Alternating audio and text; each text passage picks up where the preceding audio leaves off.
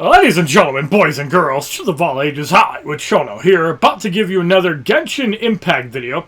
In this video, I want to talk about 10 tips and tricks that every new player should invest into the game. Now, there's obviously some other ones that I won't talk about within this video, such as sprinting or using Kea for freezing the water so you can not drown.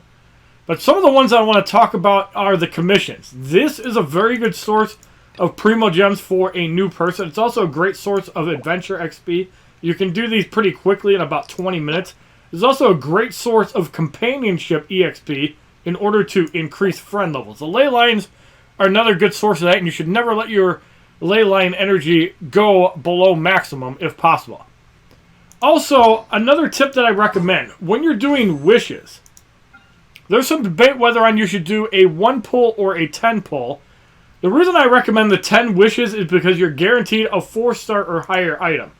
Now, obviously, for the banner characters, you want to try them out and see if they're actually worth investing in. Like Klee, I think is a pretty good character, but there are some better options as well. Third off, I want to talk about any chests that you might see out in the wild. There are some chests like the common chest that will respawn. These exquisite ones will not. So if you see a chest out in the open guarded by monsters, you probably want to take the time out, go kill them, get the resources, and get the XP from the chest, because in the later stage of the game, chests are a huge source of XP and should always be taken seriously.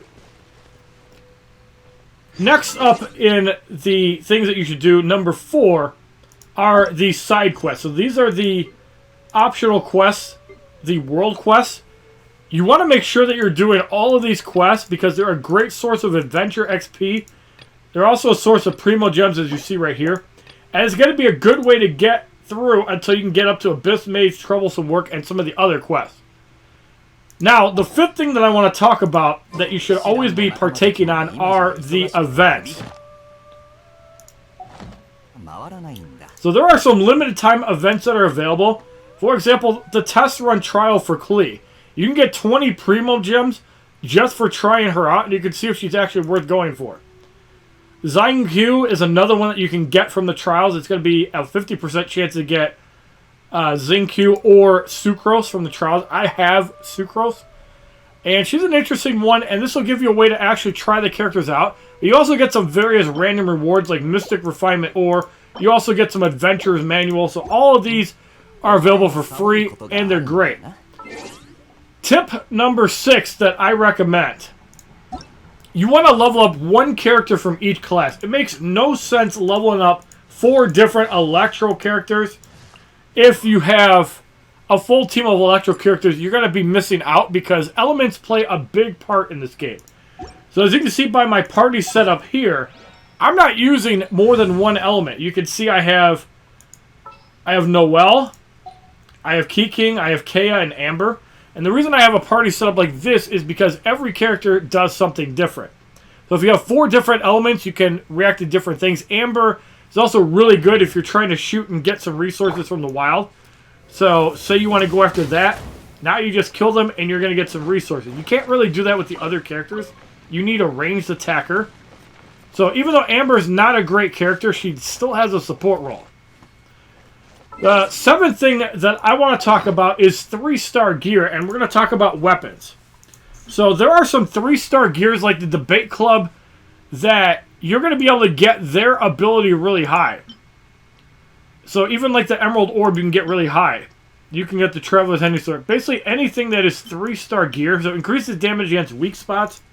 You can also increase the damage affected by Hydro or Pyro by 12%, so Amber could actually utilize this bow. But the 4-star gears are going to be really hard to refine because you need to have them duplicated in order to increase the damage against enemies by Pyro Electro, and this is going to be much more difficult. There are going to be some cases where 3-star gear is worth using over 4-star gear, even though the attack is 109, however this one is 94. You also have to remember that if you have the refinement skill up higher, you're going to do more damage with the 3-star gear than with the 4-star gear. 8th thing I want to talk about is cooking and gathering resources for cooking. You're going to have a finite supply of resources for cooking, And a lot of the things that you can get for cooking are out in the wild.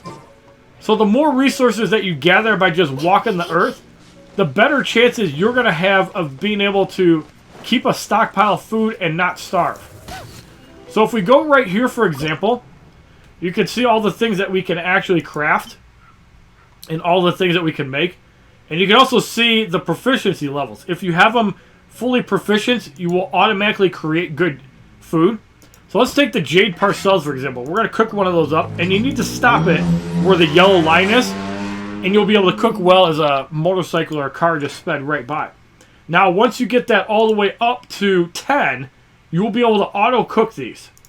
And the resources, for example, bird egg could conflict with the Teyvat fried eggs, which are used to revive characters. Reviving is very good in this game.